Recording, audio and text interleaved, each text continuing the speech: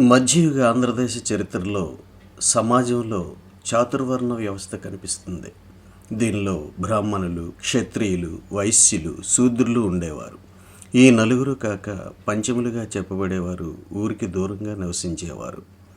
బ్రాహ్మణులు వైదిక ధర్మంను అనుసరించి కర్మలను, యజ్ఞయాగాలను నిర్వహించటం వలన బ్రాహ్మణులకు మిగిలిన వర్ణాల వారి కంటే ఎక్కువ ప్రాముఖ్యత ఉండేది. వారి సమస్త దైవ కార్యాలను, వివాహాలను దగ్గరుండి జరిపించేవారు.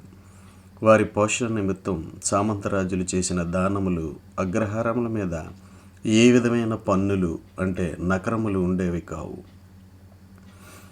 అగ్రహారం అనే పదం గురించి తెలుసుకుందాం. మనం ఒక్కసారి మన చుట్టూ ఉన్న కొన్ని గ్రామాల పేర్లను పరిశీలిస్తే చివర అగ్రహారం అనే ప్రత్యయం కనిపిస్తుంది.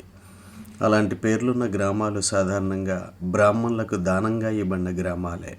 ఉదాహరణకు ప్రస్తుత మాడుగుల మండలంలోని వీరవెల్లి అగ్రహారం, పోతనపూడి అగ్రహారం, గొటివాడ అగ్రహారం అలాంటివే. అలాగే చివర అగ్రహారం అనే ప్రత్యయం లేకపోయినా దేవరాపల్లి మండలంలోని పెదనందిపల్లి, చిన్ననందిపల్లి, తెనుగుపూడి బ్రాహ్మణులకు ఇచ్చిన అగ్రహారాలే. దేవాలయాల్లోని అర్చకులు, పూజలు చేయించే పురోహితులు, వైదిక విద్య వ్యాప్తి చేసే గురువులు ఎవరైనప్పటికీ బ్రాహ్మణుల మీద పన్నులు లేవు. బ్రాహ్మణులు ఎంత నేరం చేసినప్పటికీ వారికి ఇతర వర్ణముల వారి మీద కంటే తక్కువ శిక్షలు పడేవి. అలాగే ఎంత నేరం చేసినా మరణశిక్ష విధించేవారు కాదు. వారు అర్చకత్వం, పౌరోహిత్యమే కాకుండా రాజుల వద్ద మంత్రులుగాను, సైన్యాధిపతులుగాను, లేఖకులుగాను వ్యవహరించేవారు.